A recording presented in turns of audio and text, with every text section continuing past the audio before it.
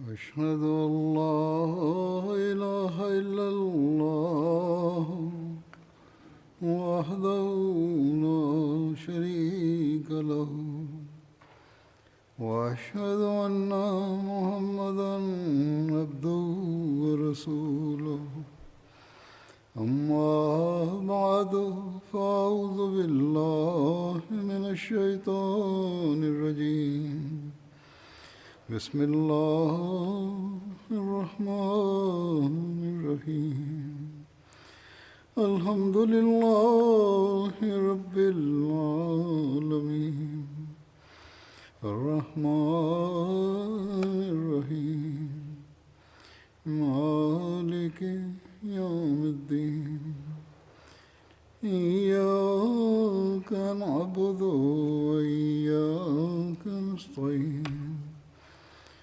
اهدنا الصراط المستقيم صراط الذين أنعمت عليهم غير المغضوب عليهم ولا الضالين. அல்லாஹ் திருக்குரானில் நம்பிக்கை கொண்டோரின் சிறப்பம்சங்களாக எடுத்துரைத்தவற்றில் ஒரு சிறப்பு என்னவென்றால், அவர்கள் தம் தூய செல்வத்திலிருந்து அல்லாஹ்வின் திருப்திக்காக அல்லாஹ்வின் வழியில் செலவழிப்பார்கள். திருக்குரானில் அல்லாஹ் செல்வத்தை செலவழிப்பது குறித்து எடுத்துரைக்கும் போது, நம்பிக்கை கொண்டவர் செல்வத்தை செலவழிப்பார் என்று மட்டுமே கூறியிருக்கின்றான். தான தர்மங்களின் பக்கம் கவனம் ஊட்டும் போது தான தர்மங்கள் குறித்து எடுத்துரைத்துள்ளான். ஜகாத்தை குறித்து அல்லாஹ் கூறும்போது செலவு செய்தல் குறித்து எடுத்துரைத்துள்ளான். தியாகம் செய்யக்கூடியவர்கள் தம் செல்வத்தை இறை வழியில் கொடுக்கும்போது அதன் செலவீனங்கள் குறித்து கூறியுள்ளான். அதாவது எவ்வாறு செலவழிக்க வேண்டும், எங்கு செலவழிக்க வேண்டும் என்று கூறியுள்ளான். இறை ஜமாத்துகளுடைய வழிமுறை என்னவென்றால், அவர்கள் தம் செல்வத்தை தூய்மைப்படுத்துவதற்காக, அல்லாஹ்வுடைய அருளை பெறுவதற்காக, அல்லாஹ்வின் திருப்தியை பெறுவதற்காக இறை வழியில் செலவு செய்கின்றன. ஜமாத்திலும் இவ்வாறே பொருள் தியாகங்களின் தொடர்ந்து கொண்டிருக்கிறது. ஜமாத்தினர்களுக்கும் அல்லாஹ்வுடைய இக்கட்டளை உள்ளது என்பது தெரியும். அவர்கள் செய்யக்கூடிய தியாகங்கள் எவ்வாறு செலவிடப்படுகின்றது என்பது தெரியும். ஹஸ்ரத் மசீஹ் மௌத் அலைஹிஸ்ஸலாத்து வஸ்ஸலாம் அவர்கள் கொண்டு வந்த மிஷன் என்னவென்றால், அல்லாஹ்வின் ஏகத்துவத்தை உலகில் நிலைநிறுத்துதல், இஸ்லாம் மற்றும் ஹஸ்ரத் நபிகள் நாயகம் ஸல்லல்லாஹு அலைஹி வஸல்லம் ஆகியோரின் கொடியை உலகில் பறக்கச் செய்வது ஆகும். இவை எளிய வேலை ஒன்றும் கிடையாது, மிக விரிவான வேலையாகும். அந்த தூது செய்தியை உலகில் பரப்ப வேண்டும். எவ்வாறு இருப்பினும் அதற்கு செலவினங்களின் அவசியம் உள்ளது. அல்லாஹ்வின் அருளால் ஜமாத் அன்பர்கள் அல்லாஹ்வின் இக்கட்டளையை புரிந்தவாறு தம் செல்வத்தை இறைவழியில் செலவு செய்கின்றனர். இந்த செலவினத்தை பூர்த்தி செய்வதற்கு முயற்சி செய்கின்றனர். உலகின் பல்வேறு நாடுகளில் பரவி இருக்கின்ற அகமதிகள் தம் பொருள் தியாகத்தின் எவ்வாறான உதாரணங்களை நிலைநிறுத்துகிறார்கள் என்றால், அதை காணும்போது இறுதி காலத்தில் இஸ்லாத்தின் அழகிய போதனை எவர் மூலமாக உலகில் பரவ இருந்ததோ, அல்லாஹ்வின் புறமிருந்து நியமிக்கப்பட்ட அந்த நபர் நிச்சயமாக ஹஸ்ரத் மசீஹ் மவ்ஊத் அலைஹிஸ்ஸலாத்து வஸ்ஸலாம் அவர்கள் ஆவார் என்ற நம்பிக்கையில் மனிதன் இன்னும் அதிக உறுதி பெற்று விடுகின்றான். இந்த ஓர் அடையாளத்தை எதிரிகள் சிந்தித்து பார்த்தால், உள்ளங்களிலிருந்து பகைமையை வெளியேற்றி நடந்து கொண்டால், அகமதியத்தின் உண்மைக்கு இந்த ஓர் அடையாளமே போதுமானது. அவசியமற்ற எதிர்ப்பில் இருந்து அவர்களின் உள்ளத்தை இந்த அடையாளமே தூய்மையாக்க முடியும். ஆனால் அவர்களின் உள்ளங்கள் கற்களை விடவும் அதிக கடுமையாக இருக்கின்றன. குறிப்பாக பெயர் தாங்கிய ஆலிம்களின் உள்ளங்கள். எவ்வாறு இருப்பினும் அவர்களின் விவகாரங்கள் அல்லாஹ்வுடன் உள்ளன. ஏற்கனவே நான் கூறியது போன்று ஹஸ்ரத் மசீஹ் மவ்ஊத் அலைஹிஸ்ஸலாத்து வஸ்ஸலாம் அவர்களின் மிஷனை பூர்த்தி செய்வதற்கு உதவி செய்ய வேண்டும் என்ற சிந்தனையிலும் ஹஸ்ரத் நபிகள் நாயகம் ஸல்லல்லாஹு அலைஹி வஸல்லம் அவர்களின் கொடி உலகில் பறக்க வேண்டும் என்றும் அகமதிகள் தம் செல்வத்தை இறை வழியில் செலவு செய்கின்றனர். சந்தேகத்திற்கிடமின்றி நம்பிக்கை கொண்டவர்களிடம் அல்லாஹ் செய்துள்ள வாக்குறுதி என்னவென்றால், நீங்கள் எதை செலவு செய்தாலும், எந்த செல்வத்தை இறைவழியில் கொடுத்தாலும் அதை நான் பல மடங்காக திருப்புவேன் என்பதாகும். ஆனால் அநேக அகமதிகள் எங்களுக்கு இறை திருப்தியே நோக்கமாகும், உலக பயன் கிடைக்கிறது என்றால் அது அல்லாஹ்வின் அருளாகும் என்ற சிந்தனையை கொண்டுள்ளனர். அவர்களின் இந்த சிந்தனையாவது, தியாகங்களின் மூலமாக அல்லாஹ் எங்களுடன் திருப்தி கொள்ள வேண்டும், எங்களுடைய முடிவு சீரடைவதற்கான ஏற்பாடுகள் உருவாகிவிட வேண்டும் என்பதாகும். அஹ்மதியா ஜமாத் கோடீஸ்வர ஜமாத் ஒன்றும் கிடையாது. அது எவ்வாறான ஜமாத் என்றால், அதில் உள்ள அநேக மக்கள் ஏழைகளாக இருக்கின்றனர் அல்லது நடுத்தர வர்க்கத்தை சார்ந்தவர்களாக இருக்கின்றனர். ஆனால் அவ்வாறு இருந்தும் ஓர் ஆர்வம் காணப்படுகிறது. இஸ்லாத்தின் மறுமலர்ச்சியில் நம்முடைய பங்கும் இருக்க வேண்டும் என்று எப்பொழுதும் முயற்சி செய்து வருகின்றனர். பிறகு அவர்களுடைய இந்த எளிய தியாகங்களும் அல்லாஹ்விடத்தில் ஒப்புக்கொள்ளப்பட்டு லட்சக்கணக்கான கோடிக்கணக்கான பவுண்டுகளுக்கு இணையாக பயனை கொண்டு வருகின்றன. ஆகவே அசல் விஷயம் என்னவென்றால், அல்லாஹ்விடத்தில் ஒப்புக்கொள்ளப்படுவதற்காகவும் அல்லாஹ்வின் அருளால் ஜமாத் தன்னுடைய வரையறைக்குட்பட்ட வசதிகளுடனும் ஏதேனும் பணியை ஆரம்பிக்கிறது என்றால், அதில் அல்லாஹ் எவ்வாறான பரக்கத்தை வழங்கிவிடுகிறான் என்றால், பார்க்கக்கூடியவர்கள் ஒருவேளை இந்த பணியில் பல மில்லியன் பவுண்டுகள் செலவழிக்கப்படுகின்றதோ என்று எண்ணும் அளவுக்கு அது ஆகிவிடுகின்றது. ஆனால் இது ஏழை மக்களுடைய பணம். அல்லாஹ்வின் புறமிருந்து இதில் பரக்கத் இடப்பட்டுள்ளது என்பது அவர்களுக்கு தெரியாது. இதன் விளைவாக நம்முடைய சிறிய வேலையும் கூட பெரிதாக தென்படுகிறது. இங்கு இன்னொன்றையும் கூறிவிடுகின்றேன். அது என்னவென்றால், ஜமாத் வளரும்போது பல்வேறு விதமான சிந்தனை கொண்ட மக்கள், குறைவான தர்பியத்தையுடையவர்கள் அல்லது பழைய அகமதிகளிலும் தர்பியத் குறைவின் காரணமாக இவ்வாறான சிந்தனை உடைய மக்கள் தென்படுகிறார்கள். அவர்கள் வீடுகளிலும் பேசுகிறார்கள், குழந்தைகளுக்கு முன்னாலும் பேசுகிறார்கள், குழந்தைகளுடைய சிந்தனைகளிலும் கேள்விகள் எழ ஆரம்பித்து விடுகின்றன.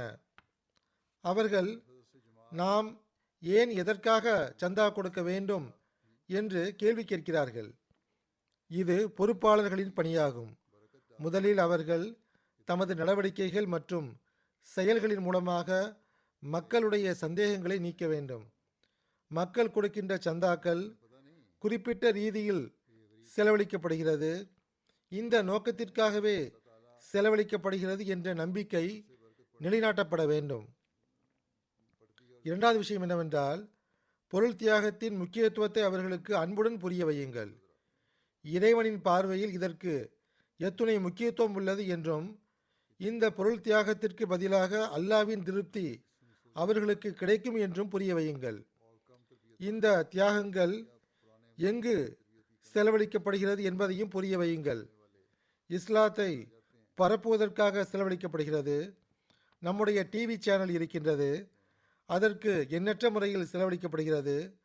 நூல்கள் வெளியிடப்படுகின்றன, திருக்குரான் வெளியிடப்படுகின்றன, ஏழை குழந்தைகளின் கல்விக்காக செலவழிக்கப்படுகிறது, பசித்தவர்களுக்கு உணவு அளிப்பதற்காக செலவழிக்கப்படுகிறது, முபல்லிகளின் கல்விக்காக மற்றும் அவர்களின் மூலமாக தப்லீகிற்காக செலவழிக்கப்படுகின்றன, பள்ளிவாசல்கள் கட்டப்படுகின்றன.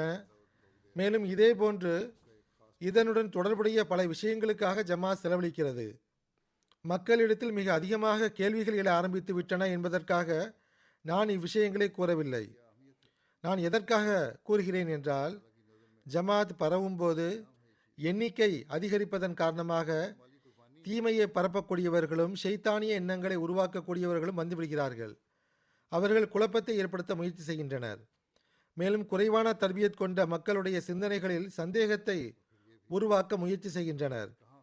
அல்லாஹ்வின் அருள் என்னவென்றால், ஜமாத் மக்களிடத்தில் எவ்வாறான உறுதியான சிந்தனை உள்ளது என்றால், ஜமாத் அமைப்பை நடத்துவதற்கு செலவினங்கள் அவசியமாகும் என்றும், அல்லாஹ்வின் வழியில் செலவழிக்க வேண்டும் என்பதும் அல்லாஹ்வுடைய கட்டளையே ஆகும் என்பதை அவர்கள் புரிந்து வைத்துள்ளனர்.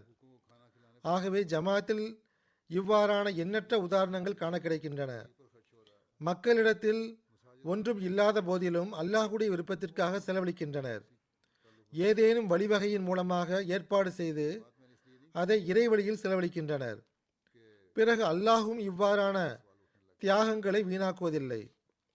அல்லாஹ் தம் வாக்குறுதிக்கேற்ப வயர்சுகுஹு மின் ஹைசு லா யஹ்தசிப், அவர்களுக்கு எங்கிருந்து ரிஸ்கை வழங்குகிறான் என்றால் அங்கிருந்து ரிஸ்க் வரும் என அவர்கள் எண்ணிக்கூட பார்த்திருக்க மாட்டார்கள். இவ்வாறு அல்லாஹ் தன் வாக்குறுதியை நிறைவேற்றுகின்றான். அகமதிகள் இந்த சம்பவங்களை திருக்குரானில் மட்டும் படிப்பது கிடையாது, மாறாக இன்றும் இந்த சம்பவங்கள் நிறைவேற காண்கின்றனர். இதை குறித்து தன்னுடைய அனுபவங்களை எழுதுகின்றனர். இதற்கான உதாரணங்களை நான் எடுத்துரைப்பேன். இது ஒன்றும் பழங்காலத்து விஷயங்களோ பழங்காலத்து கதைகளோ கிடையாது. மாறாக இது எவ்வாறான அனுபவங்கள் என்றால், இன்றும் அல்லாஹ் நம்பிக்கை கொண்டோரின் ஈமானை உறுதிப்படுத்துகின்றான். எவர்களின் மீது அல்லாஹ்வுடைய அருள் இருக்கின்றதோ, நேரடியாக எவர்கள் அல்லாஹ்வுடைய அருளை பெறுகிறார்களோ அவர்கள் பயனடைந்து அவர்களுடைய ஈமான் உறுதி பெறுவது மட்டுமின்றி அவர்களுக்கு அருகில் இருக்கக்கூடியவர்களின் ஈமானும் இதன் மூலம் உறுதியாகின்றன. இந்த தியாகங்களை கண்டு அவர்களிடத்திலும் தமது தியாகங்களின் முன்னேறுவதற்கு முயற்சி செய்யும் ஆர்வம் தோன்றுகின்றது. அதன் மூலமாக அல்லாஹ்வின் திருப்தியை பெற வேண்டும் என்ற ஆர்வம் தோன்றுகின்றது. நான் ஏற்கனவே கூறியது போன்று நான் சில உதாரணங்களை எடுத்துரைப்பேன். அதில் எவ்வாறு அல்லாஹ் வழங்குகிறான் என்பதை பார்ப்போம். மக்கள் தம்முடைய தியாகங்களை குறித்து எனக்கு கடிதங்கள் எழுதியுள்ளனர். கினி குனாக்குரியுடைய ஒரு சம்பவம்.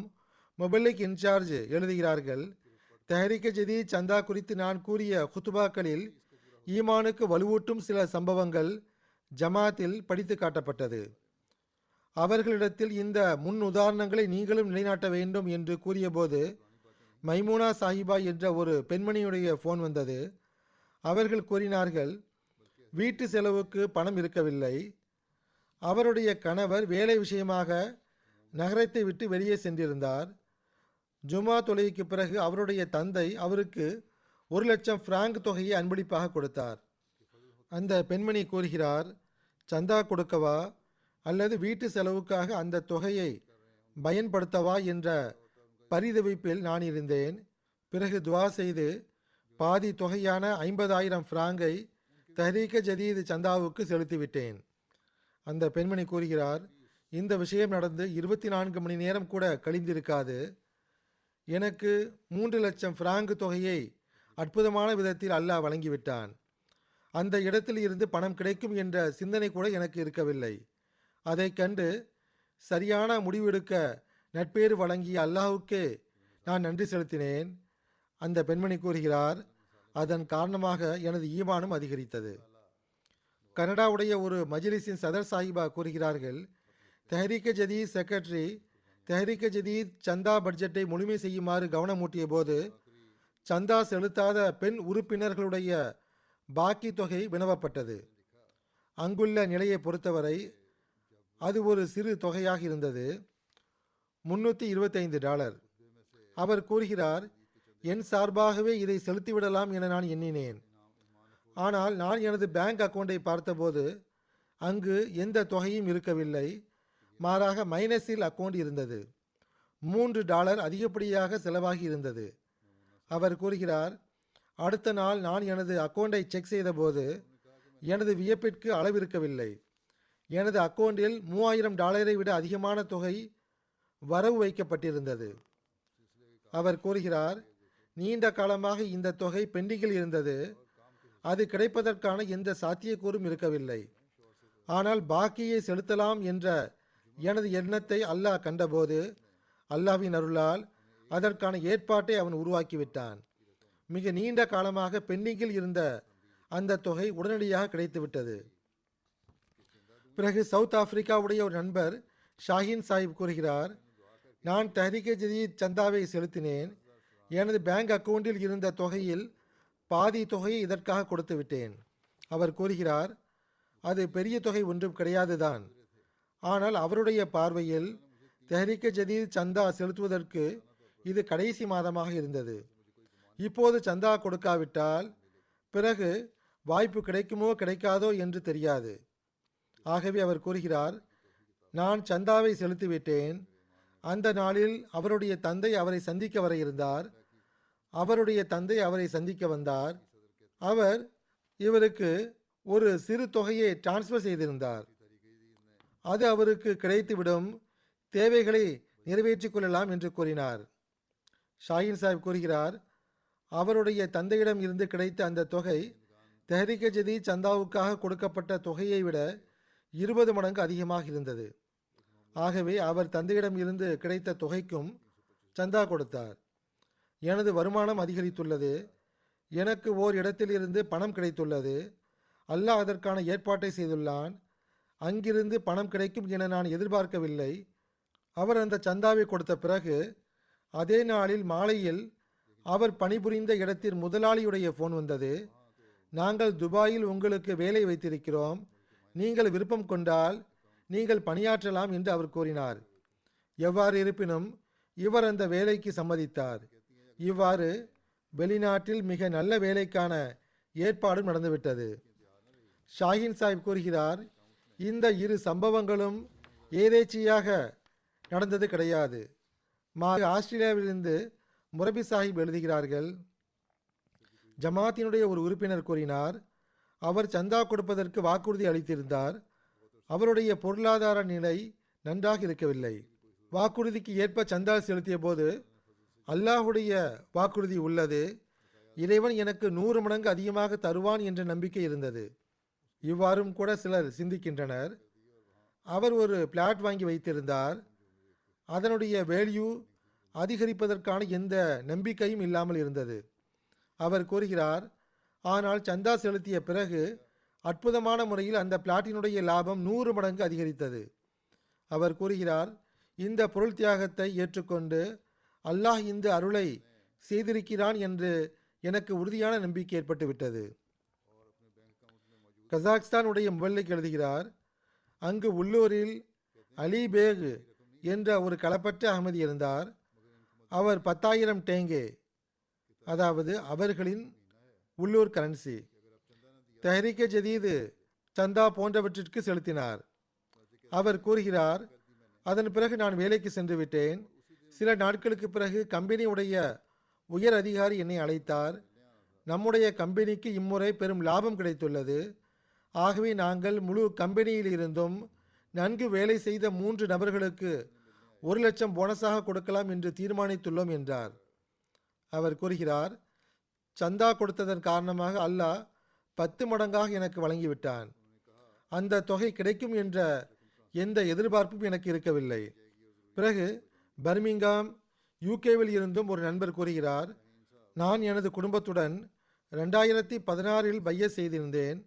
பையத்திற்கு முன்பு பொருளாதார நிலை மிக மோசமாக இருந்தது, கடனும் அதிகமாக இருந்தது.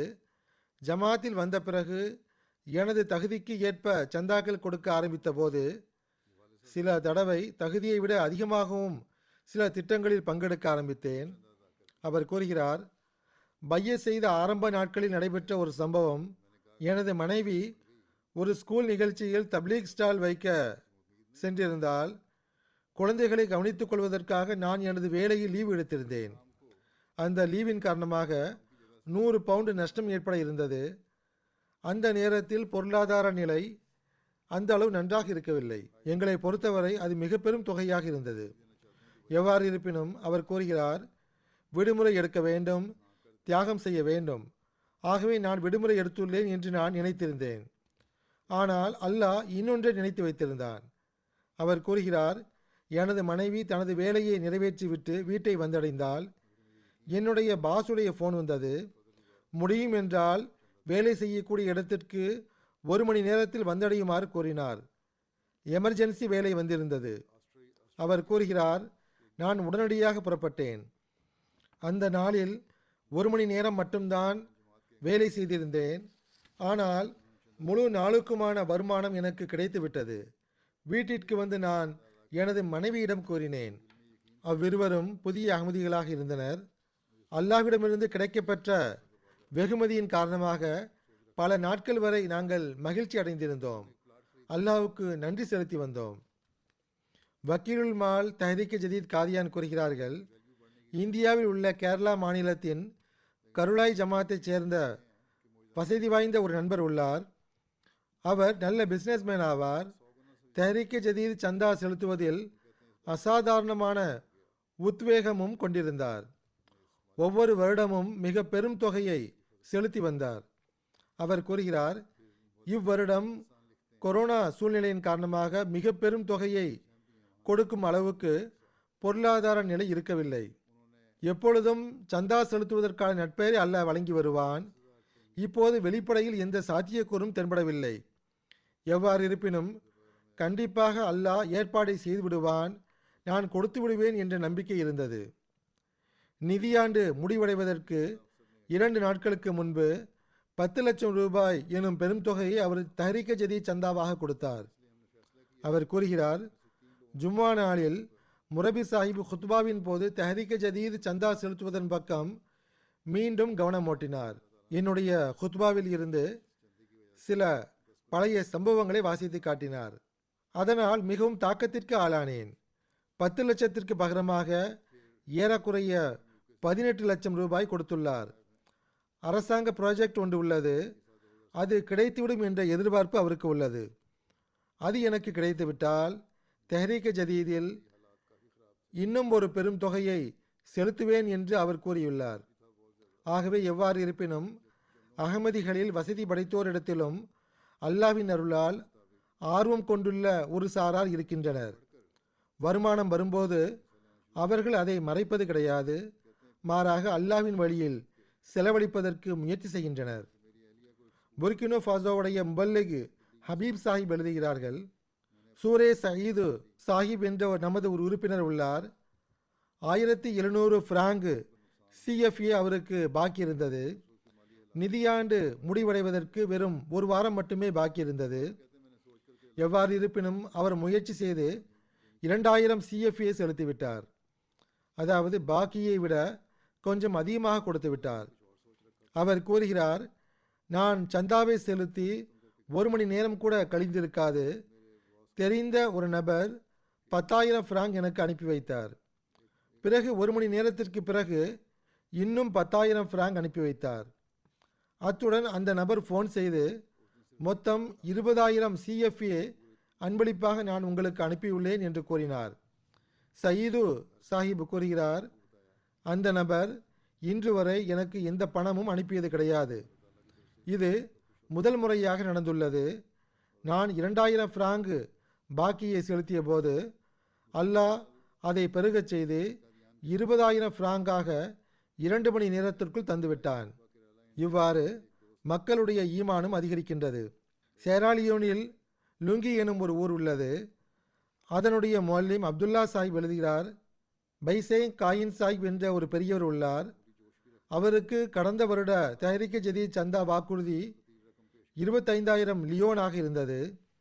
இவ்வருடம் அவர்கள் 50,000 லியோன் வாக்குறுதி கொடுத்திருந்தார். அவர் பொருளாதார ரீதியாக மிகவும் சிக்கலில் இருந்தார். தெஹ்ரீக் ஜதீதுடைய வசூல் குறித்து அறிவிப்பு செய்யப்பட்ட போது அவர் உள்ளூர் மிஷனரியிடம் என்னுடைய வாக்குறுதி எவ்வளவு என்று கேட்டார். 50,000 லியோன் என்று அவரிடம் கூறப்பட்ட போது மிகவும் வியப்புற்று, இது எப்படி என்று கேட்டார். என்னால் இதை செலுத்த இயலாது என்று கூறினார். வாக்குறுதியை நீங்கள் தான் எழுதினீர்கள் என்று அவரிடம் கூறப்பட்டது. அவர் மௌனமாகிவிட்டார்.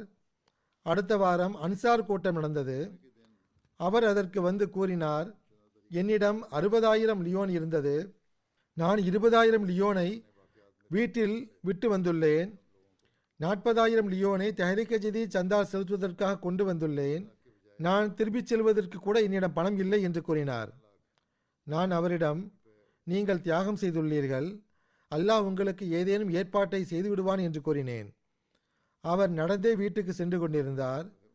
அவர் கூறுகிறார், நடந்து சென்று கொண்டிருக்கும் போது தெரிந்த பழைய நண்பர் ஒருவரை சந்தித்தார். நீண்ட காலத்திற்கு பிறகு அவரை சந்தித்தார். அந்த நண்பரிடம் பேசிக் கொண்டிருந்தார். அந்த நண்பர் செல்லுகையில் 30,000 லியோன் தொகையை எடுத்து அந்த பெரியவருக்கு அன்பளிப்பாக கொடுத்தார். அந்த பெரியவர் கூறுகிறார், அதன் பிறகு எனக்கு தெரிந்த ஒரு பெண்மணி ஒருவரை நலம் விசாரிப்பதற்காக அவருடைய வீட்டிற்கு சென்றேன். அவருடைய உடல்நிலை குறித்து விசாரிப்பதற்காக சென்றேன். அவரை சந்தித்து விட்டு எழும்போது அவர் என்னிடம் 10,000 லியோன் கொடுத்து இதை செலவுக்காக பயன்படுத்திக் கொள்ளுங்கள் என்று கூறினார். அவர் கூறுகிறார், நான் கொடுத்த தொகையை அல்லாஹ் எனக்கு இவ்வாறு திரும்ப தந்துவிட்டான். அந்த தொகையின் மூலமாக அவர் தம் வாக்குறுதியான 50,000 லியோனை செலுத்திவிட்டார். இது மட்டுமின்றி இதற்கு பிறகும் அருள் இறங்கியது. ஓர் அன்பர் வெளிநாட்டில் வசித்து வந்தார். அவருடைய ஃபோன் வந்தது. நீண்ட காலமாக உங்களுடன் தொடர்பு கொள்ள இயலவில்லை. நான் உங்களுக்கு அன்பளிப்பாக 4 லட்சம் லியோன் அனுப்பி வைக்கிறேன் என்று அவர் கூறினார். சந்தாவாக கொடுத்த தொகைக்கு இணையான பணம் மட்டுமின்றி அதைவிட 10 மடங்கு அதிகமான தொகையையும் அல்லாஹ் வழங்கிவிட்டான். அவர் கூறுகிறார், இவ்வாறு எனக்கு தியாகம் செய்வதற்கான வாய்ப்பும் கிடைத்துவிட்டது, எனது ஈமானும் அதிகரித்தது. பிறகு கினி குனாக்கிரி உடைய ரீஜன் போகே அங்குள்ள ஒரு கிராமத்தின் மிஷனரி கூறுகிறார், தெஹ்ரீக் ஜதீத் சந்தா வசூல் செய்வது தொடர்பாக தெஹ்ரீக் ஜதீத் வாரம் கொண்டாடப்பட்டது. ஜும்மா குத்துபாவில் கவனம் ஊட்டப்பட்டது. அத்துடன் தனிப்பட்ட முறையிலும் வீடுகளுக்கு சுற்றுப்பயணம் மேற்கொள்ளப்பட்டது. ஜிப்ரீல் சாஹிபு என்ற ஒரு களப்பற்ற அகமதி நண்பர் ஒருவர் தொழிலை பொறுத்தவரை தச்சராக இருந்தார். அவருடைய வீட்டிற்கு சென்றேன். சந்தா செலுத்துவது தொடர்பாக அவருக்கு கவனம் ஊட்டிய போது அவர் கூறினார், இன்றைய செலவுக்காக 20,000 பிராங்க் வைத்திருந்தோம். அவை அனைத்தையும் நான் சந்தாவாக கொடுத்து விடுகிறேன். இதை தவிர எங்களிடத்தில் வேறு ஒன்றும் இல்லை. அல்லாஹ் எங்களுடைய தியாகத்தை ஏற்றுக்கொள்வானாக என்று துவா செய்கிறோம் என்று அவர் கூறினார். கடந்த 3 மாதங்களாக விற்பதற்காக ஒரு மரக்கட்டிலை செய்து வைத்துள்ளதாகவும் அதை வாங்க யாரும் வரவில்லை என்றும் ஜிப்ரீல் சாஹிப் கூறினார். சந்தா கொடுத்த சிறிது நேரத்திலேயே ஒருவர் அந்த கட்டிலை வாங்குவதற்காக வந்தார். 1,05,00,000 பிராங்குக்கு அந்த கட்டிலை வாங்கிவிட்டார். அதை கண்ட ஜிப்ரீல் சாஹிப் உடனடியாக நம்முடைய மிஷனரிக்கு ஃபோன் செய்து, அல்லாஹ் எங்களுடைய தியாகத்தை ஏற்றுக்கொண்டது மட்டுமின்றி பல மடங்கு அதிகமாக அவன் திரும்ப தந்துவிட்டான் என்று கூறினார்கள். அவர்கள் இவ்விஷயத்தை தமது நண்பர்களின் ஈமான் வலுப்பெறுவதற்காக தம் நண்பர்களுக்கும் கூறி வருகிறார்கள். சேராலியோனுடைய ஃப்ரீ டவுனின் முபல்லிக் முனீர் ஹுசைன் சாஹிப் கூறுகிறார்கள், சூஃபி சோங்கோ என்ற ஒரு ஹாதிமுல்லார். அவர் படித்து கொண்டிருக்கிறார், மாணவராவார். அவர் படிப்பு தொடர்பாக பள்ளிவாசலில் தங்கியிருக்கிறார். அவர் என்னுடைய ஹுத்பா ரெக்கார்டிங்கை கேட்டபோது அல்லது கடந்த வருட தெஹ்ரீக் ஜதீத் தொடர்பான ஹுத்பாவை கேட்டிருக்கலாம். அதில் பொருள் தியாகம் செய்யக்கூடிய மக்களை பற்றி நான் குறிப்பிட்டிருந்தேன். அவர் கூறுகிறார், மிக கவனமாக நான் முழு ஹுத்பாவையும் கேட்டேன். நானும் பொருள் தியாகத்தில் பங்கெடுக்க முடியும் என்றால் எவ்வளவு நன்றாக இருக்கும் என்ற உத்வேகமும் ஆர்வமும் எனக்குள் தோன்றியது. ஆனால் கஷ்டம் என்னவென்றால், நான் மாணவனாக இருந்தேன், எந்த வேலையும் செய்யவில்லை. படிப்புக்குரிய செலவையும் மிக கஷ்டத்துடன் நிறைவேற்றி வந்தேன். ஆனால் இந்த அனைத்து கஷ்டங்கள் இருந்தும் கூட எனக்குள் ஒரு பரிதவிப்பு இருந்தது. தெஹ்ரீக் ஜதீத் செக்ரட்டரியை சந்தித்து 5 லட்சம் லியோன் வாக்குறுதியை எழுதினேன். அது எனக்கு மிக பெரும் தொகையாக இருந்தது. அதன் பிறகு அதை செலுத்துவது தொடர்பாக நான் கவலை கொண்டிருந்தேன். அல்லாஹ் ஏதேனும் வழிவகையை உருவாக்க வேண்டும், நான் எனது வாக்குறுதியை நிறைவேற்ற வேண்டும் என்று இரவு பகலாக நான் அதற்காக துவா செய்ய ஆரம்பித்தேன். சில நாட்களுக்கு பிறகு எனது ஓர் உறவினர் தன் மகனை அழைத்து கொண்டு அஹமதியா ஸ்கூலில் சேர்ப்பதற்காக வந்திருந்தார். நான் ஸ்கூலுடைய பிரின்சிபாலிடம் பேசியிருந்தேன். ஆகவே அவர் அந்த பிள்ளையை ஸ்கூலில் சேர்த்து கொண்டார். அந்த பிள்ளையுடைய தந்தை என்னிடம் 1 லட்சம் லியோனை கொடுத்து, இது உங்களுடைய உணவு போன்ற செலவுக்காக பயன்படும், இதை வைத்துக் கொள்ளுங்கள் என்று கூறினார். அவர் கூறுகிறார், அன்றைய தினத்தில் உணவுக்கு கூட என்னிடம் ஒன்றும் இருக்கவில்லை. ஆயினும் நான் அந்த அனைத்து தொகையையும் சந்தாவாக செலுத்திவிட்டேன். நான் கொடுத்த வாக்குறுதியில் ஓரளவு செலுத்திவிடலாம் என்று கொடுத்து விட்டேன். கொஞ்ச நாளுக்கு பிறகு அறிமுகம் இல்லாத ஒரு நம்பரில் இருந்து எனக்கு ஃபோன் வந்தது. அதில் வேலை ஒன்று உள்ளது, அதற்கு சிறந்த வெகுமதியும் கிடைக்கும். நீங்கள் ஆயத்தமாக இருக்கிறீர்களா என்று என்னிடம் கேட்கப்பட்டது. நான் உடனே சம்மதம் தெரிவித்தேன். அல்லாவின் அருளால் அந்த வேலைக்கு பிரதிபலனாக எனக்கு 1 மில்லியன் லியோன் கிடைத்தது. அதனை கொண்டு நான் என்னுடைய வாக்குறுதியை உடனடியாக செலுத்திவிட்டேன். கைபோனுடைய முபல்லிக் இன்சார்ஜ் சாஹிப் எழுதுகிறார்கள், ஈசா தீந்தா சாஹிப் என்ற ஒரு புதிய அகமதி ஒருவர் உள்ளார். அவர் கூறுகிறார், பையத் மற்றும் முறையாக சந்தா செலுத்துவதற்கு முன்பு என்னுடைய நிலை எவ்வாறு இருந்தது என்றால், சில சமயங்களில் 2 வாரங்கள் அல்லது 3 வாரங்கள் வேலை இல்லாமல் கடந்துவிடும். ஆனால் எப்போது முறையாக சந்தா செலுத்த ஆரம்பித்தேனோ இப்போது ஏறக்குறைய தினந்தோறும் வேலை கிடைத்து வருகின்றது. இவர் வெகு தொலைவில் இருந்து வந்து முறையாக சந்தா செலுத்துகிறார். எந்த அளவுக்கு சந்தா கொடுக்கிறாரோ அதே அளவு தொகை டாக்ஸிக்கான வாடகையாக செலுத்தி வந்து கொடுக்கிறார். இரு செலவுகள் இல்லாத வண்ணம் இப்போது அவருடைய வீட்டில் இருந்து கொண்டே சந்தா அனுப்புவதற்கான ஏற்பாடுகள் செய்யப்பட்டு விட்டது. ஜோர்டானிலிருந்து ஒரு பெண்மணி அஜிர் ஃபஜர் சாஹிபா கூறுகிறார், நான் அகமதியத்தில் இணைந்து 22 வருடங்கள் ஆகிவிட்டன.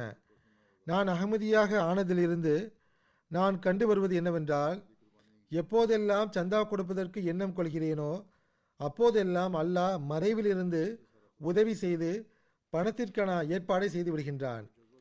சில சமயங்களில் எந்த அளவு சந்தா கொடுக்க வேண்டும் என்று எண்ணம் கொள்கிறேனோ அதே அளவு தொகை கிடைத்து விடுகின்றது. இது ஜமாத்தினுடைய பலக்கத்தே ஆகும். நான் இன்ஜினியரிங் படித்துள்ளேன். வீட்டில் இருந்து கொண்டே செய்யக்கூடிய வேலை ஏதாவது வந்தால் செய்வேன். என்னுடைய பழக்கம் என்னவென்றால், சந்தா கொடுப்பதற்கு என்னுடைய கணவரிடமிருந்து நான் பணம் கேட்பது கிடையாது. ஏனென்றால் பெரும்பாலும் அவர் நிதி நெருக்கடியில் இருப்பார். என்னுடைய சொந்த வருமானத்தில் இருந்து சந்தா கொடுத்து வருகிறேன். இவ்வருடம் நான் சந்தா செலுத்திவிட்டதாக நினைத்து கொண்டிருந்தேன். ஆனால் உண்மையில் நான் மறந்துவிட்டிருந்தேன். ஞாபகமூட்டப்பட்ட போது என்னிடத்தில் 1 தீனார் கூட இல்லை. எவ்வாறு சந்தா கொடுப்பது என்ற கவலையில் நான் இருந்தபோது ஒரு மாணவி என்னிடத்தில் வந்து டியூஷன் படித்து கொடுக்குமாறு கேட்டார். அல்லாஹ்வின் அருளால் டியூஷன் ஃபீஸ் மூலமாக சந்தாவும் செலுத்திவிடலாம், கொஞ்சம் மீதமும் எஞ்சும். புர்கினோ ஃபாசாவில் போக்கு ஃபுகாலா என்ற ஜமாத் உள்ளது. அதனுடைய சதர் ஜமாத் கூறுகிறார், என்னிடத்தில் ஜமாத் அல்லாத சில நண்பர்கள் வந்தார்கள். நாங்கள் உங்களுடைய விளைச்சலை பார்த்து வியப்பட்டுள்ளோம். ஏனென்றால் ஜமாத்திற்கு கட்டப்படுகின்ற ஸ்கூலுக்கு நீங்கள் அதிக நேரம் கொடுத்ததை நாங்கள் கண்டுள்ளோம். உங்களுடைய விளை நிலங்களை கவனித்துக் கொள்வதற்கு உங்களுக்கு பின்னால் யாரும் இருக்கவில்லை. அவ்வாறு இருந்தும் உங்களுடைய விளைச்சல்கள் எங்களை விட நன்றாக உள்ளது. இதற்கு நேரெதிராக நாங்கள் எங்களுடைய எல்லா நேரத்தையும் எங்களுடைய நிலத்திற்கு கொடுத்தோம். ஆனால் அவ்வாறு இருந்தும் உங்களுடையதை போன்று எங்களுடைய விளைச்சல்கள் அந்த அளவு நன்றாக இல்லை என்று கூறினர். இதற்கு சதர் சாஹிப் அவர்களிடம் கூறினார்கள், நாங்கள் அனைவரும் இந்த வக்காரை அமலை அல்லாஹ் மற்றும் ஜமாத்திற்காக செய்தோம். எந்த அளவு நேரத்தை நாங்கள் ஸ்கூலுக்கு கொடுத்தோமோ அந்த நேரத்தில் நாங்கள் இந்த துவாவையும் செய்து கொண்டிருந்தோம். அதாவது, அல்லாஹ்வே, நீயே எங்களுடைய விளைச்சல்களை பாதுகாப்பாயாக, ஏனென்றால் நாங்கள் உம்மீதே நம்பிக்கை வைத்துள்ளோம். ஆகவே அல்லாஹ் எங்களுடைய துவாக்களை ஏற்றுக்கொண்டுள்ளான். மேலும் எங்களுடைய விளைச்சலும் நன்றாக இருக்கின்றன. இப்போது நாங்கள் இதற்கேற்ப சந்தாவும் கொடுத்துள்ளோம் என்று கூறினார். குழந்தைகளும் தியாகம் செய்வதற்கான புரிதலை எந்த அளவு கொண்டுள்ளனர் என பாருங்கள். இந்த குழந்தைகள் ஏழை நாடுகளில் வசிக்கும் குழந்தைகளாவர். முன்னேற்றமடைந்த நாடுகளில் இருக்கும் படித்த குழந்தைகளிடத்திலும் சில இடங்களில் இந்த புரிதல் இருப்பதில்லை. அந்த சம்பவம் என்னவென்றால், ஹுசைன் யூசுப் சாஹிப் என்ற முபல்லை கூறுகிறார், குழந்தைகள் பள்ளிவாசலுக்கு வெளியே விளையாடி கொண்டிருந்தனர். அப்போது ஒரு பெரியவர் அங்கு கடந்து செல்லும் போது அவர் மகிழ்ச்சி அடைந்து குழந்தைகளுக்கு டாஃபி வாங்குவதற்காக 1400 ஷில்லிங் கொடுத்தார். குழந்தைகள் பணத்தை பெற்றுக்கொண்டு ஒரு அகமதி கடைக்காரரிடம் சென்று அந்த பணத்தை நாணயங்களாக மாற்றிக்கொண்டனர். சிறு சிறு தொகையாக மாற்றிக்கொண்டனர். எல்லா குழந்தைகளும் நாணயங்களை பெற்றுக்கொண்டு பள்ளிவாசலுக்கு வந்தனர். தம்முடைய பங்கில் வந்த தொகையை டாஃபி வாங்குவதற்கு பகரமாக மாற்றிக்கொண்டு அந்த பணத்தை அவர்கள் பிரித்து கொண்டனர். தம்முடைய பங்கில் வந்த 100 ஷில்லிங் தொகையை சந்தாவாக செலுத்தினர். மேலும் மிக மகிழ்ச்சியுடன் தத்தமது ரசீதுகளை தம்மிடத்தில் வைத்து கொண்டனர். அகமதி கடைக்காரருக்கு இந்த விஷயம் தெரிய வந்தபோது, அதாவது குழந்தைகள் சந்தா செலுத்துவதற்காக நாணயங்களாக மாற்றிக்கொண்டார்கள் என்று தெரிய வந்தபோது அவருடைய வியப்புக்கும் எல்லை இல்லாமல் போனது. இந்த குழந்தைகள் தான் இன்ஷா அல்லாஹ் அஹ்மதியா ஜமாத்தினுடைய உறுதியான அடித்தளமாக ஆகிவிடுவார்கள். குழந்தைகளின் தியாகத்தினுடைய இன்னொரு வினோதமான காட்சியை பாருங்கள். இதுவும் தன்சானியாவுடைய சம்பவமே ஆகும். சமோயே உடைய முஅல்லிம் எழுதுகிறார், ஜமாத்தில் 3 குழந்தைகள் உள்ளனர். அவர்கள் 4ஆம் வகுப்பில் படிக்கின்றனர். தாலீம் தர்பியத் வகுப்புகளுக்கு தொடர்ச்சியாக பள்ளிவாசலுக்கு வந்து கலந்து கொள்வார்கள். 3 குழந்தைகளுடைய வீட்டினரும் பொருளாதார அடிப்படையில் ஏழைகளாக இருந்தனர். நிலையான வருமானத்திற்கான வழிவகை இல்லாமல் இருந்தது. கடந்த மாதம் இக்குழந்தைகள் தங்களுக்குள் போட்டி வைத்துக் கொண்டனர். தெஹ்ரீக் ஜதீத் சந்தா செலுத்துவதை குறித்து அவர்களுடைய போட்டி இருந்தது. ஒவ்வொருவரும் தனியாக தனது சந்தாவை கொண்டு வந்து கொடுப்பார். தம்மிடத்தில் இருக்கின்ற அனைத்து தொகையையும் செலுத்த வேண்டும் என்று முயற்சி செய்வர். இவ்வாறு அவர்களில் ஒரு சிறுவன் 500 ஷில்லிங் கொடுத்தால் என்றால் இன்னொருவன் 400, இன்னொருவன் 700 என்று இவ்வாறாக கொடுத்து வந்தார்கள். ஒரு முறை நான் அவர்களிடத்தில், நீங்கள் தெஹ்ரீக் ஜதீத் சந்தா கொடுக்க கொண்டு வருகின்ற பணம் எங்கிருந்து கிடைக்கிறது என்று கேட்டேன். அதில் ஒரு சிறுவன் கூறினான், என்னுடைய தாயாருடன் காட்டுக்கு சென்று விறகு வெட்டுவதற்காக உதவி செய்கின்றேன். பாக்கெட் மணியாக கிடைக்கின்ற பணத்தை தெஹ்ரீக் ஜதீத் சந்தாவுக்கென்று வைத்து விடுவேன் என்று கூறினான். அத்துடன் நான் சந்தா கொடுக்க ஆரம்பித்ததிலிருந்து விறகு வாங்கக்கூடிய வாடிக்கையாளர் எனக்கு உடனடியாக கிடைத்து விடுவார். ஒருபோதும் எங்களுக்கு நஷ்டம் ஏற்பட்டது கிடையாது என்று கூறினான். இன்னொருவன் என்ன கூறினான் என்றால், அந்த சிறுவனும் தனது செலவுகளுக்காக கிடைக்கின்ற பாக்கெட் மணியை சந்தாவுக்கென்று தனியாக பிரித்து வைப்பதாக கூறினான். 3வது சிறுவன் என்ன கூறினான் என்றால், அவனுடைய வீட்டுக்கு அருகில் இருக்கக்கூடிய மரங்களில் பழங்கள் காய்க்கின்றன. அவன் தனது உணவுக்கான பழங்களை மிச்சப்படுத்தி அதில் இருந்து கிடைக்கக்கூடிய தொகையை சந்தாவாக செலுத்துவதாக கூறினான். இந்த 3 குழந்தைகளும் தங்களுடைய சந்தாக்களின் பரக்கத்துகள் குறித்தும் எடுத்து கூறினர். சந்தா செலுத்துவதால் அவர்களுடைய வாழ்க்கையில் கிடைக்கின்ற நிம்மதி குறித்தும் எடுத்து கூறினர். அல்லாஹ் இந்த குழந்தைகளின் ஈமானிலும் களப்பற்ற தன்மையிலும் அபிவிருத்தியை வழங்குவானாக. இதுதான் ஈமானாகும். இதிலிருந்து நம்முடைய குழந்தைகளும் இன்புறுகின்றனர். பெலீஸுடைய முபல்லிக் இன்சார்ஜ் எழுதுகிறார்கள், ஒரு குழந்தையினுடைய முன் உதாரணத்தை பற்றி கூறுகிறார்கள். இது உலகின் இன்னொரு மூலையில் நடக்கின்ற சம்பவமாகும். முதலில் கூறிய சம்பவம் உலகின் வேறொரு மூலையில் நடந்தது. இந்த சம்பவம் இன்னொரு மூலையில் நடக்கிறது. ஆனால் சிந்தனைகளோ ஒரே போன்று இருப்பதை பாருங்கள்.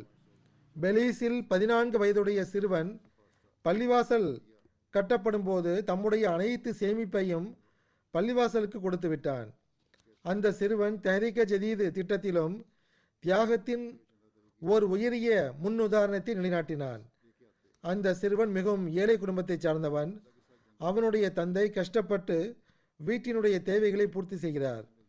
முரபி சாஹிப் அவர்கள் தெஹ்ரீக் ஜதீத் திட்டத்தின் முக்கியத்துவத்தை குறித்து கூறிய போது அந்த சிறுவன் $1 கொடுத்தான். இது என்னுடைய வீட்டாரின் சார்பாக கொடுக்கிறேன் என்றான். இதை கண்ட முரபி சாஹிப் மிகவும் மகிழ்ந்தார். ஏனென்றால் பொருளாதார ரீதியாக அவர்களால் இந்த அளவுக்கு கூட தியாகம் செய்ய முடியாத நிலையில் இருந்தார்கள். இது மிக பெரும் விஷயமாக இருந்தது. பிறகு அந்த தானியால் என்ற அந்த சிறுவன் கூறினான், என்னுடைய பெயரை இதில் எழுத வேண்டாம், என்னுடைய வீட்டாரின் சார்பாக நான் கொடுத்துள்ளேன், என்னுடைய பங்கை நான் பிறகு தருவேன் என்றான். ஆகவே அடுத்த நாள் அந்த சிறுவன் இன்னும் $10 கொண்டு வந்து கொடுத்தான். அத்துடன் அல்லாஹ் எங்களுடைய வீட்டில் உள்ளவர்களின் மீது நிச்சயம் அருள் புரிவான் என்று எனக்கு நம்பிக்கை இருந்தது என்று கூறி தன் சார்பாகவும் கொடுத்து விட்டான்.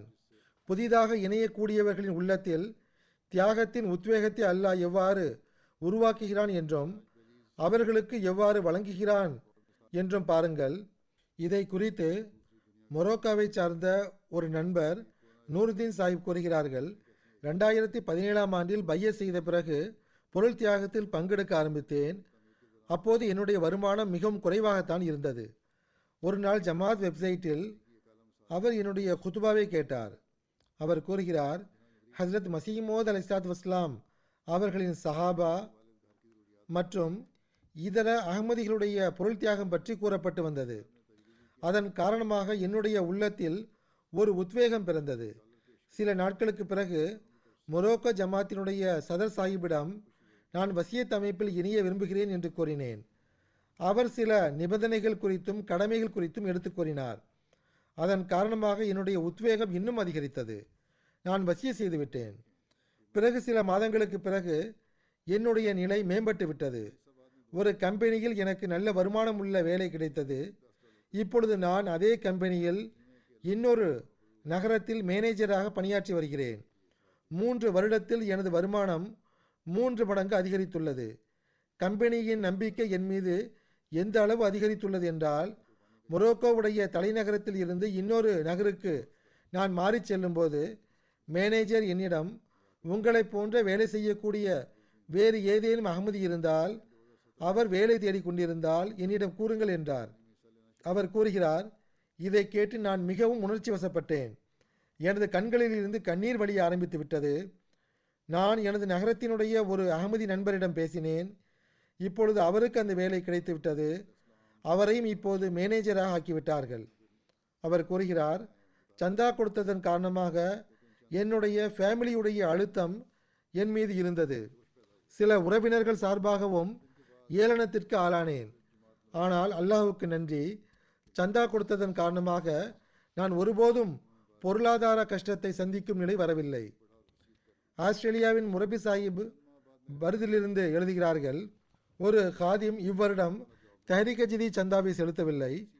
சந்தா செலுத்துவது குறித்து கவனமூட்டப்பட்ட போது கோவிடின் காரணமாக வேலை கிடைக்கவில்லை, பொருளாதார கஷ்டங்கள் உள்ளன என்று அவர் கூறினார். ஆனால் சில நாட்களுக்கு பிறகு மீண்டும் சந்திக்கும் போது நான் எனது சந்தாவை பூர்த்தி செய்வதற்காக வீட்டில் உள்ள சில பொருட்களை விற்றேன் என்றார்.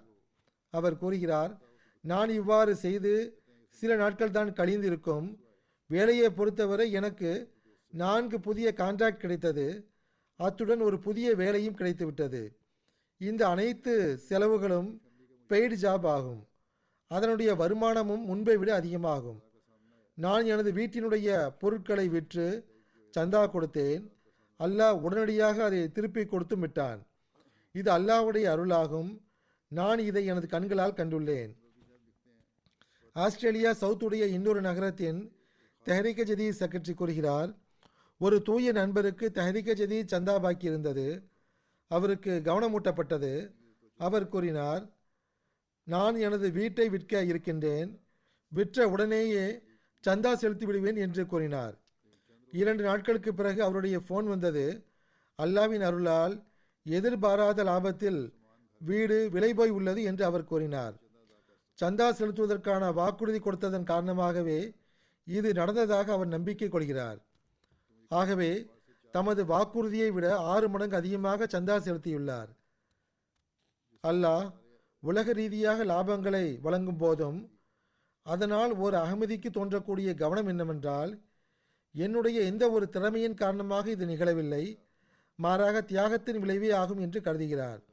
இந்த சிந்தனை ஓர் அகமதிக்கு மட்டுமே தோன்ற முடியும், வேறு எவருக்கும் தோன்ற முடியாது. அர்ஜென்டைனுடைய முபல்லி கூறுகிறார், பொருள் தியாகத்தின் பக்கம் கவனமூட்டுவதற்காக நான் ஒரு கட்டுரையை எழுதினேன். அதில் அவர் என்னுடைய குத்துபாக்களின் சொற்களான, புதிதாக பைய செய்தவர்களிடம் பொருள் தியாகம் செய்வது அவசியமாகும் என்று அவர்களிடம் கூறுங்கள். உங்களிடத்தில் வந்துள்ள அகமதியத்தின் தூது செய்தி இந்த தஹ்ரீக் ஜதீத் எனும் பொருள் தியாகத்தில் பங்கெடுத்தவர்களின் மூலமாகவே வந்தடைந்துள்ளது. ஆகவே அதில் இணையுங்கள். இதன் மூலமாக நீங்கள் உங்களுடைய வாழ்க்கையை சீர்படுத்திக் கொள்வீர்கள். அந்த தூது செய்தியை அடுத்தவரிடம் கொண்டு செல்லக்கூடியவர்கள் ஆவீர்கள் என்று நான் கூறியிருந்த அந்த மேற்கோள் இருந்தது. இந்த மேற்கோளை என்னுடைய குத்பாவில் இருந்து அவர் எடுத்திருந்தார். மேலும் அதை வெளியிட்டார். இந்த கட்டுரை ஜமாத்தினர்களிடத்தில் அனுப்பி வைக்கப்பட்ட போது அனஸ் இசக்கேல் சாஹிப் என்ற ஒரு காதிம் என்னை தொடர்பு கொண்டார். அவர் கூறுகிறார், தஹ்ரீக் ஜதீத் சந்தா கொடுப்பதற்காக மிஷன் ஹவுஸ் வர விரும்புவதாக கூறினார். மிக கடுமையான வெப்பமாக இருந்த போதிலும் ஸ்கூல் விடுமுறை விட்ட உடனேயே பப்ளிக் பஸ்ஸில் 1 மணி நேரத்தை விடவும் அதிகமாக பயணம் செய்து மிஷனை வந்தடைந்தார். மேலும் 1000 அர்ஜென்டைன் பெசோவை தெஹ்ரீக் ஜதீத் சந்தாவாக கொடுத்தார். அதை கண்டு எனக்கு மிகவும் வியப்பு ஏற்பட்டது. ஏனெனில் அவர்களுடைய பொருளாதார நிலை அந்த அளவுக்கு இருக்கவில்லை. இவர் பள்ளிக்கூடத்தில் மாணவராக இருக்கிறார். இவருக்கென்று வருமானத்திற்கான எந்த வழியும் இல்லை. குடும்ப சூழ்நிலையும் அந்த அளவு நன்றாக இல்லை. வறுமையின் காரணமாக அவர் அன்றைய நாளில் உணவு கூட உண்ணவில்லை. இதை குறித்து கேட்கப்பட்ட போது அவர் கூறினார், அவருடைய உள்ளத்தில் புதிதாக பைய செய்தவர்களும் கூட தெஹ்ரீக் ஜதீத் திட்டத்தில் எதற்காக இணைய வேண்டுமென்றால் அவர்களிடம் வந்தடைந்துள்ள தூது செய்தி தெஹ்ரீக் ஜதீத் திட்டத்தின் மூலமாகவே வந்தடைந்துள்ளது என்ற காலத்தின் ஹலீஃபாவுடைய இந்த மேற்கோள் சிறப்பான தாக்கத்தை ஏற்படுத்தியிருந்தது. அவர் கூறுகிறார், ஒருபுறம் இந்த சொற்களை நான் படித்தேன், இன்னொரு புறம் அன்றைய தினத்தில் திருக்குரானுடைய வசனத்தை நான் ஆராய்ந்து கொண்டிருந்தேன். அதில் ஷஹீதுகள் மற்றும் அவர்களுடைய தியாகங்களை இறந்ததாக நீங்கள் கருதி கொள்ளாதீர்கள், மாறாக அவை எப்பொழுதும் உயிருடன் இருக்கின்றன என்று அல்லாஹ் கூறியதை படித்தேன்.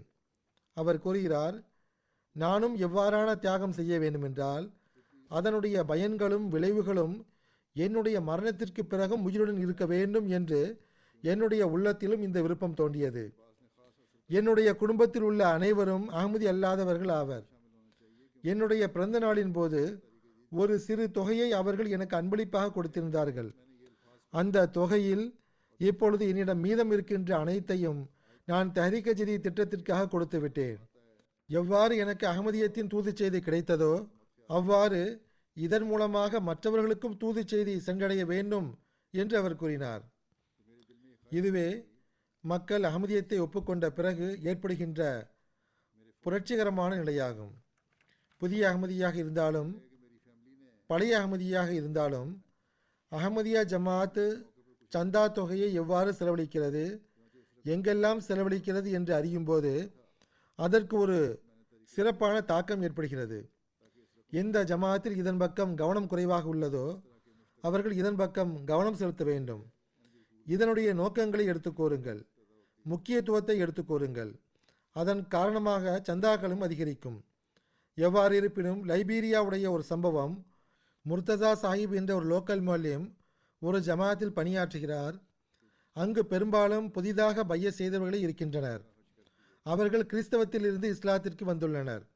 அவர் கூறுகிறார், தெஹ்ரீக் ஜதீத் தொடர்பாக அவர் ஜமாத்தில் ஒரு சுற்றுப்பயணத்தில் இருந்தார். அவர் ஒரு கிராமத்தை சென்றடையும் போது அது மதிய நேரமாக ஆகியிருந்தது. பெரும்பாலான மக்கள் வெளியே தம்முடைய விவசாய நிலங்களில் வேலை செய்து கொண்டிருந்தார்கள். இவர் அங்கிருந்த மக்களை பார்த்து, நான் இன்றிரவு இங்கேதான் தங்குவேன். 100% மக்கள் இந்த அருளுக்குரிய திட்டத்தில் இணையாத வரை நான் இங்கிருந்து செல்ல மாட்டேன் என்றார். இரவில் அனைத்து மக்களும் கிராமத்திற்கு திரும்பினர். அவர் அந்த அனைத்து ஜமாத்திற்கு முன்பு தெஹ்ரீக் ஜதீத் எனும் மாபெரும் திட்டத்தினுடைய பின்னணி குறித்தும் முக்கியத்துவம் குறித்தும் எடுத்துரைத்து அனைவரையும் இணையும்படி கூறினார். அல்லாஹ்வின் அருளால் அனைத்து ஆண்களும் பெண்களும் ஒருவரை ஒருவர் முந்திக்கொண்டு அதில் பங்கெடுத்தனர். அடுத்த நாள் காலையில் இவர் திரும்பி செல்வதற்காக கிளம்பிய போது ஆல்பான்சோ சாஹிப் என்ற ஒருவர் உள்ளார். அவர் 2 மாதங்களாக வெளியே தம்முடைய விவசாய நிலத்தில் இருக்கிறார். அவர் இதில் இணையவில்லை. நீங்கள் அவரை சென்றடைய இயலாது, ஏனென்றால் அவருடைய நிலம் வெகு தொலைவில் உள்ளது.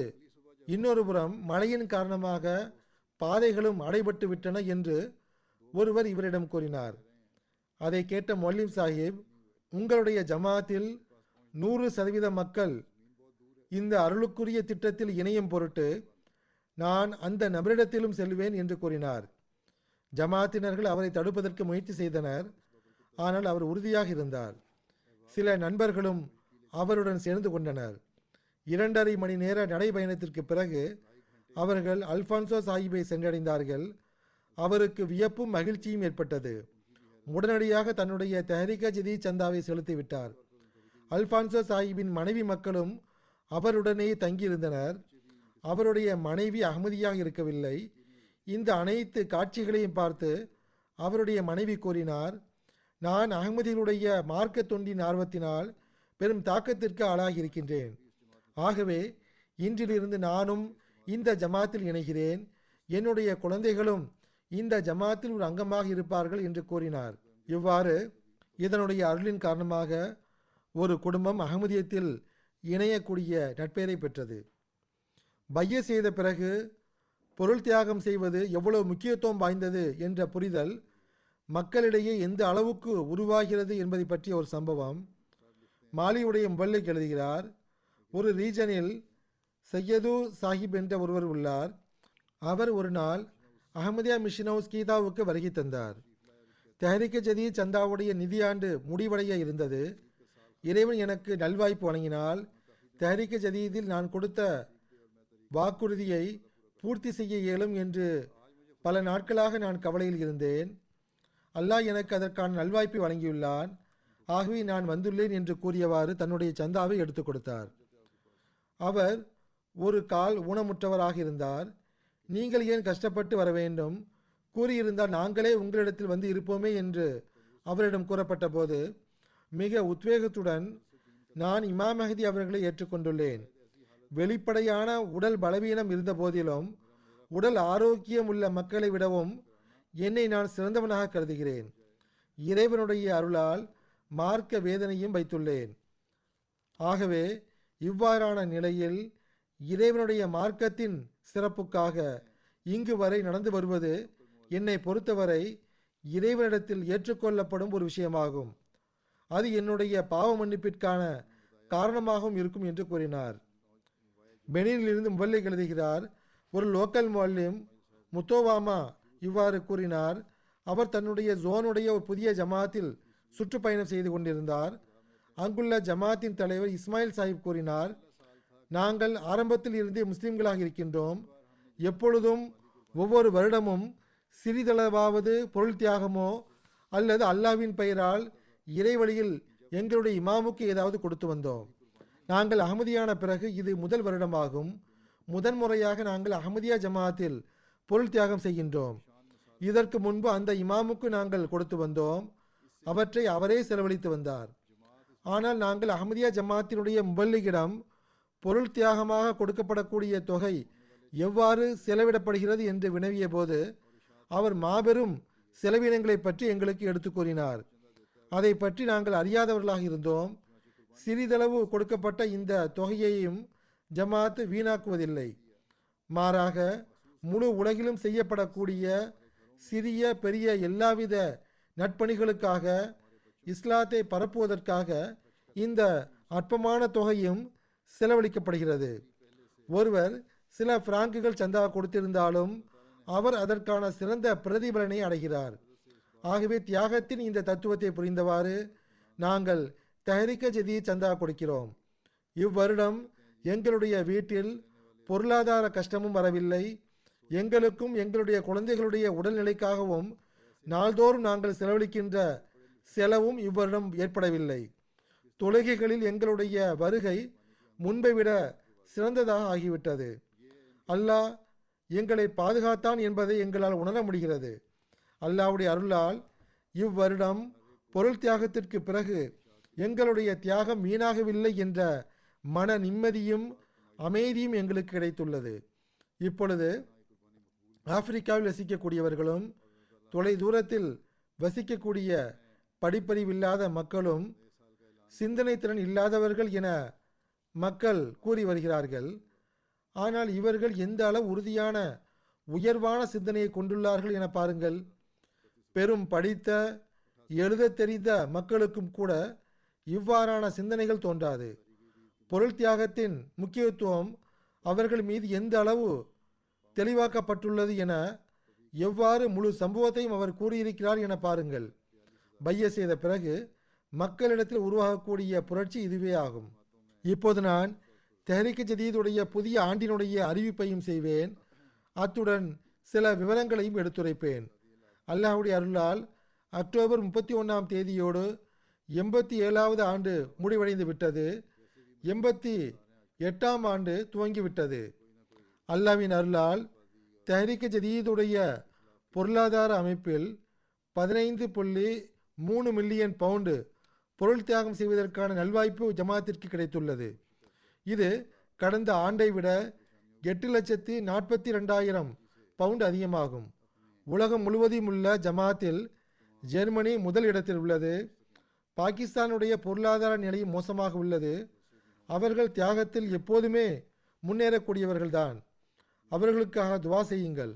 அது மட்டுமின்றி தற்போது சிரமங்களால் அவர்கள் சூழப்பட்டுள்ளார்கள். நாள்தோறும் ஏதேனும் வழக்குகள் தொடுக்கப்படுகின்றன.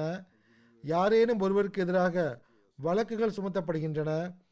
சட்டம் அவர்களை எந்த அளவு அமுக்க முடியுமோ, நெருக்கடிக்கு ஆளாக்க முடியுமோ அதற்கு முயற்சி செய்கிறது. அல்லாஹ் அவர்களின் துயரங்களை நீக்குவானாக.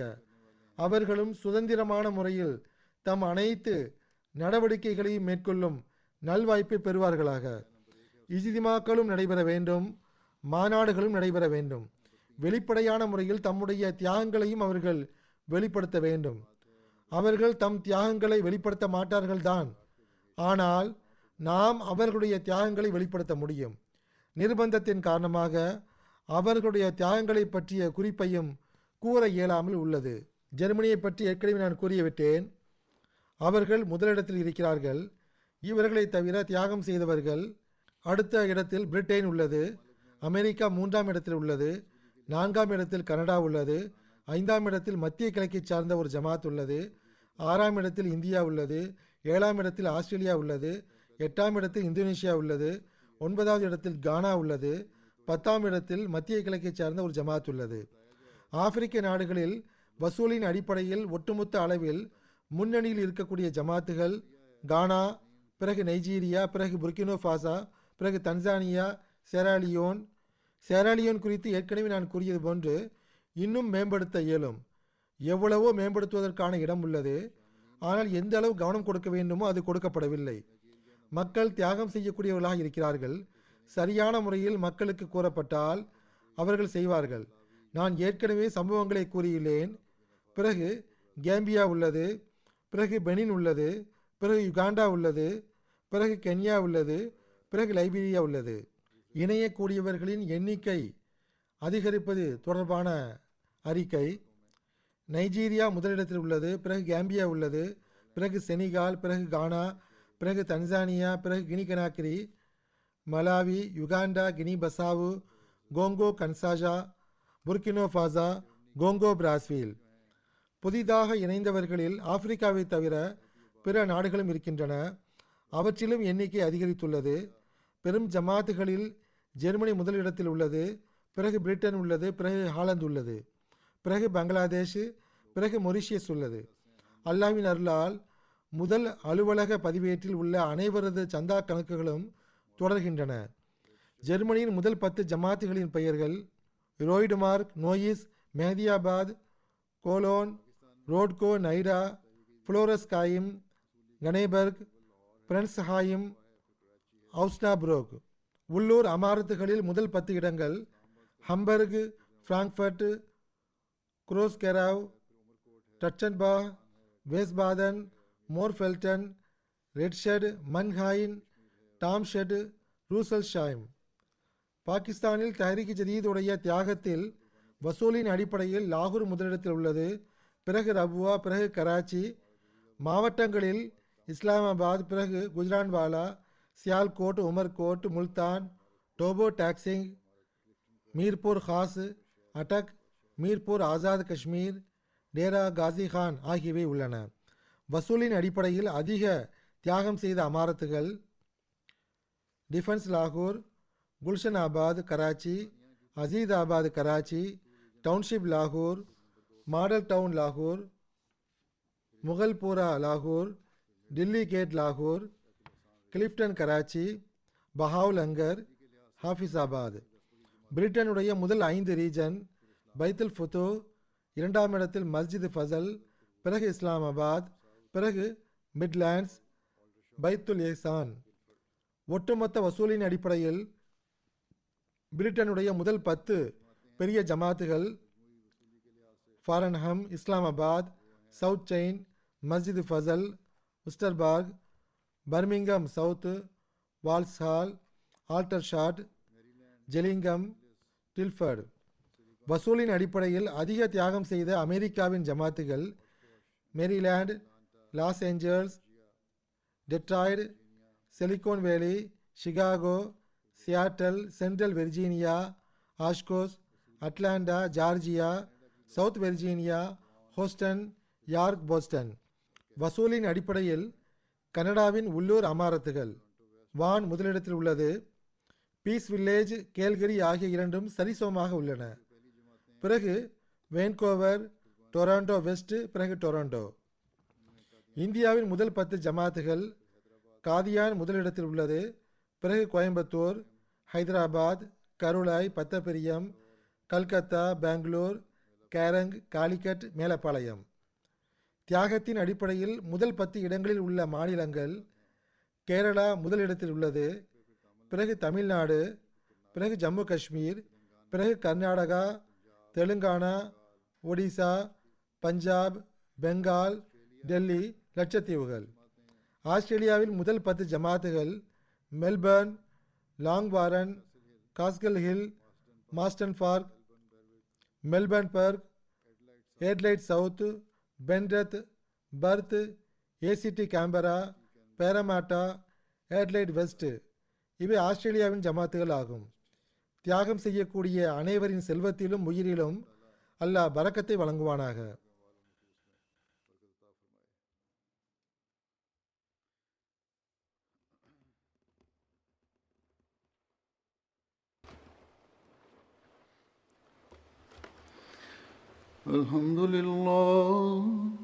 الحمد لله نحمده ونستعينه ونستغفره ونؤمن به ونتوكل عليه ونعوذ بالله من شرور أنفسنا ومن سيئات أعمالنا. من يهده الله فلا مضل له ومن يضلل فلا هادي له. ونشهد أن لا إله إلا الله ونشهد أن محمدا عبده ورسوله. عباد الله رحمكم الله إن الله يأمر بالعدل والإحسان وإيتاء ذي القربى وينهى عن الفحشاء والمنكر والبغي يعظكم لعلكم تذكرون. اذكروا الله يذكركم وادعوه يستجب لكم ولذكر الله أكبر.